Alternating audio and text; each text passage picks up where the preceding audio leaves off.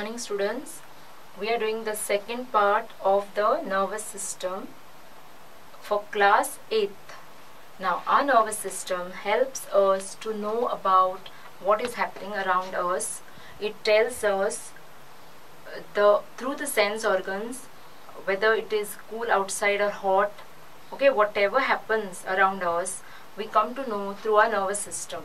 It also helps us to remember, to think, to do all the activities, coordinate and harmonize our activities.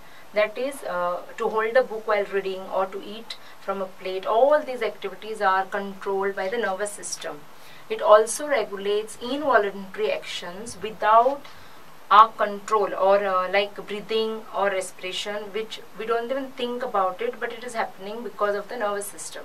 Now, coming to the parts of the nervous system, we have the central nervous system, that is the brain and the spinal cord in the center of our body, and the second is the peripheral nervous system, that is all the nerves which are going from the brain and spinal cord to different parts of the body.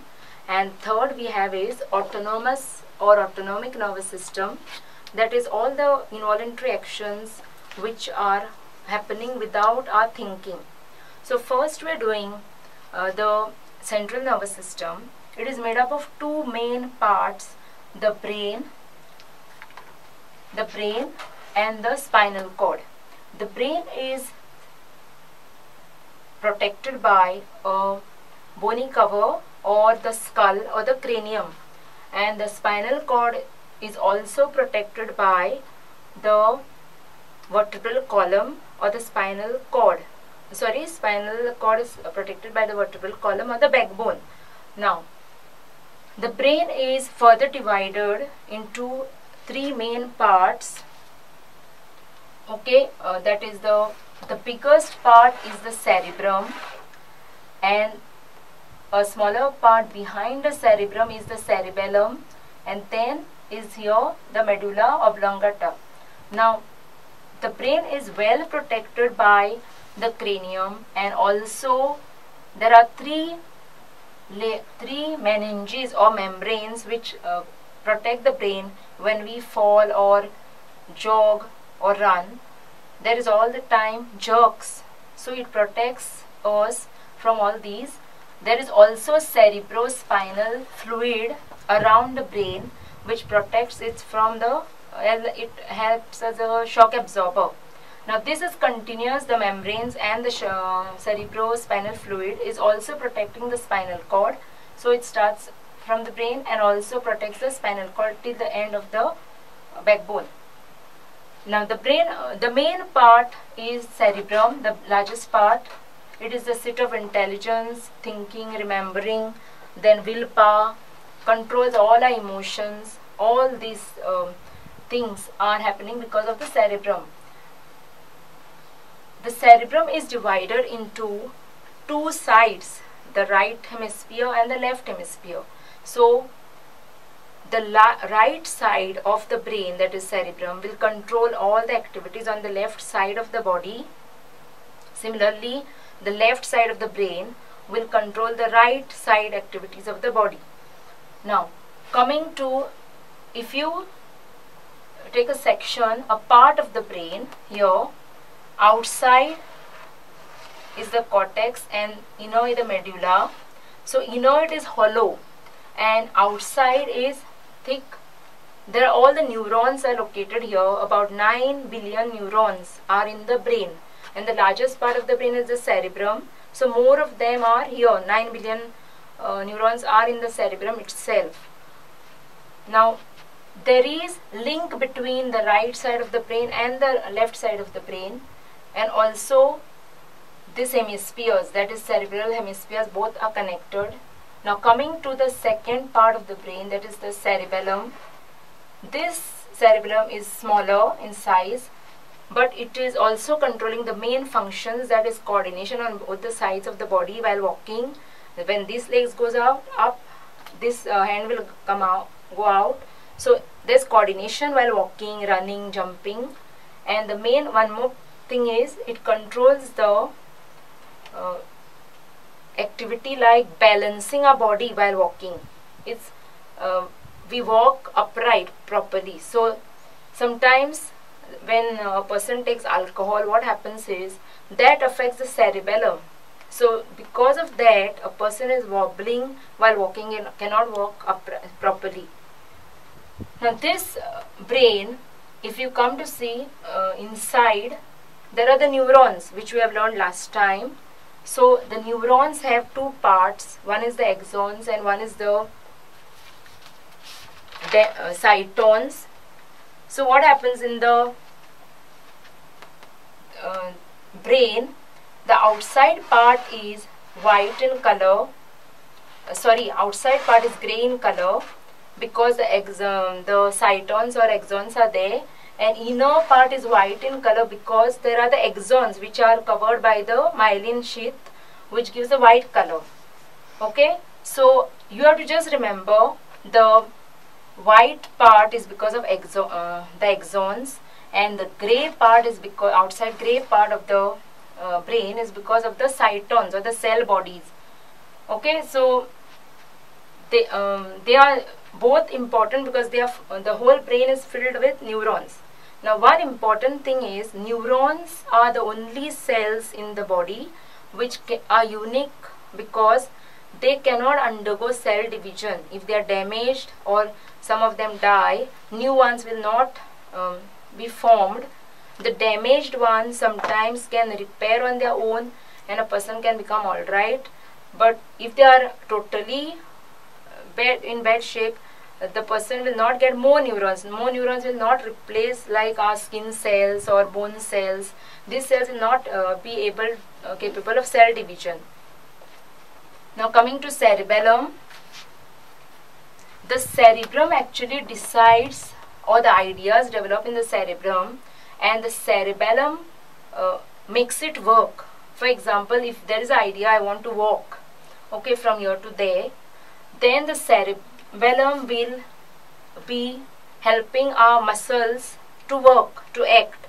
So they work in coordination, cerebrum and cerebellum work in coordination all the time. Now coming to the third part of the brain, that is the medulla oblongata. Just this part is called the medulla oblongata. It is very important because it controls the functions like the heartbeat, breathing, and also when you eat food, the passage, okay, there's contraction and relaxation of the muscles so that the food goes in a straight line in the alimentary canal. That is also controlled by the medulla. So if medulla is hurt or damaged, a person can die immediately because the control centers of breathing and respiration are here. Okay, so coming to the next part, that is in continuity of this, the spinal cord will rise from here till the end of the backbone. So the spinal cord is also soft as like the brain. Now the brain is as soft as butter and it has these convolutions, okay. So they are the ridges, all the ridges are there and furrows. So it is as soft as butter. Because of that, it has to be protected by the hard covering outside.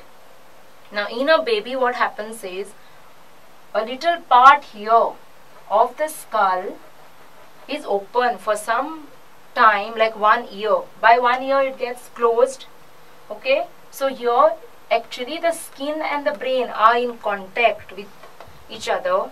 So sometimes if you see a baby, observe the baby's head, you can see the palpitations or movement here, okay, and they say that don't touch that place and all.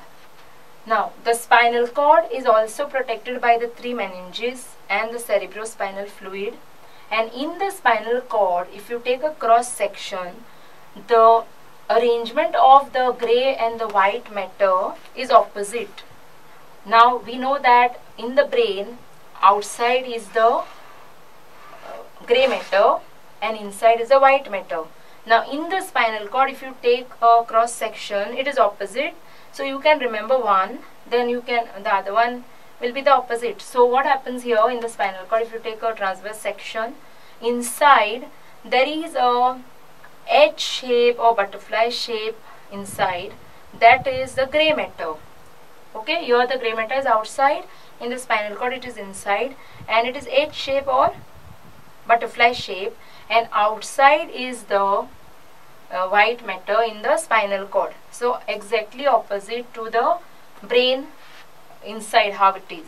Now brain is hollow, okay, inside. Now spinal cord is not just one, it is not like a thin membrane and all, it is a tubular structure, very soft, and outside the vertebral column is not like one single structure, it is made up of many segments, that is about 31 segments. So we have 31 vertebrae. Now coming to the nerves which arise from the spinal cord and the brain, there are 12 pair of nerves which are coming out from the brain. So they are called cranial nerves, because the brain is also called cranium. So they are called cranial nerves. The nerves which are going to the eyes, ears, nose, that is the optic nerve. From the brain, from the eye it goes back to the brain and comes back. So then olfactory nerve which is going to the nose, the auditory nerve which is going to the ears, okay, and all the other nerves of the 12 pairs, they are always in pairs. Some nerves which are going to the face and tongue, they are mixed nerves. Now also some nerves which are motor nerves which are going to the eye muscles are also coming from the brain. So all the 12 pairs of the nerves which are coming from the brain are called cranial nerves, and as I've told you, there are 31 segments of the vertebral column. They are called vertebrae. So this 31 vertebrae, in each of them will be a pair of nerves. There is 31 pair of spinal nerves. So these spinal nerves will be connecting to all the parts of the body from the shoulder region downwards. So they'll be getting all the messages from the skin and all other parts, appendages, mostly the limbs and the hands. And these cranial nerves will be only top portion, okay, that is from the neck region it will be a part will be going to the neck region also, this cranial nerves, and the spinal nerves will be going to the neck and shoulders and the whole body. So this all the nerves which are cranial nerves or the spinal nerves, they belong to the peripheral nervous system. So they will take the message from the parts of the body to the brain and spinal cord, and again deliver the message back to the muscles and glands, and that is how we act. Now coming to the functions, the spinal cord has the similar functions like the brain. It will control all our body activities below the neck region, okay. So they conduct messages to the skin and muscles, also the torso and the limbs. Now the second nervous system is the peripheral nervous system. As I have told you, it can be divided, this cranial nerves and the spinal nerves, they belong to somatic nervous system or somatic nerves. And the third one is the autonomic nervous system, that is not under our control. So it controls most of the voluntary actions as well as the non-voluntary actions. Now coming to the autonomic nervous system, now autonomic nervous system is again divided into parasympathetic nervous system and sympathetic nervous system. Now these have to go hand in hand. For example, if parasympathetic nervous system does some action, then the sympathetic nervous system will bring it back to normal. The next we have is the autonomic nervous system. It is a pair of nerves or ganglia, that is group of nerves together on both the sides of the backbone. So what they do is they control some actions. There are two types of systems here. One is sympathetic nervous system and one is parasympathetic nervous system. So what one does, the other will bring that action back to normal. For example, when a sympathetic nervous system dilates or increases the size of the pupil, then the parasympathetic nervous system will bring it back to the normal size. Another example is the sympathetic nervous system will increase the heartbeat and the parasympathetic nervous system will again bring it back to normal. So there are many actions which one of them do it and the other one brings it back to normal, or sometimes the parasympathetic nervous system will do the action and sympathetic nervous system will bring it to normal. So what happens is they are working in opposite. Okay, so that is called antagonistic in their actions. So both of them are always working together and always antagonistic in the actions. So one is doing the action, the other one will stop it or bring it back to normal. So with this, the three types of systems are over. Now again, if you come to the nervous system, they are of two types depending on what actions we do. Either they are under our control, they are voluntary actions. When we want to walk somewhere, go somewhere, we'll go. That will be controlled by our will. There's voluntary, okay, performed consciously. And the second type is involuntary, that is performed unconsciously. We do it without our knowledge. That is, when we eat food, it gets digested. We breathe throughout the day and night. We don't breathe because we want to breathe now, or we cannot stop breathing. So that is not controlled. So that is called performed unconsciously. Now voluntary actions are like occurring knowingly, or the involuntary actions are occurring unknowingly. Okay, now coming to some reflexes in our body are called reflex actions, which are the same way they will work like the brain or the spinal cord, but in this reflex action what will happen is the message will go to from the receptors to the spinal cord through the sensory nerve. In the spinal cord only, from there it will be passed by the association neuron to the motor neuron, and the message will be brought back to the muscles and glands, okay, without involving the brain. Brain is not involved at all. So this is for quick response, immediate response, so that more damage is not caused to our body. For example, when you touch a hot object, what happens is we immediately remove our hand without thinking, or the message has gone to the spinal cord and the action is brought about by the spinal cord itself without the brain involved in this action. So the shortest route, this shortcut, is actually called a reflex arc. So what happens is the messages, otherwise the brain or the spinal cord will work for this giving response back. Here the message goes to the spinal cord and comes back to the muscles and glands without going to the brain. So the route is same, only brain is not involved in the reflex actions. Now coming to the last part, that is, in all the messages or the impulses which go to the brain, there are some things involved. First is the stimulus, which causes the detectable change in the environment. Second is the it goes to the brain or spinal cord from the receptors in the skin or the sense organs. It goes to the brain or spinal cord. Again it comes to the motor nerves, back to the effectors. The effectors are the muscles and glands which will do the action.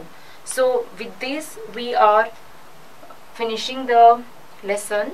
So read the lesson, and if you have any difficulties you can message and do the question answers at the back of the lesson.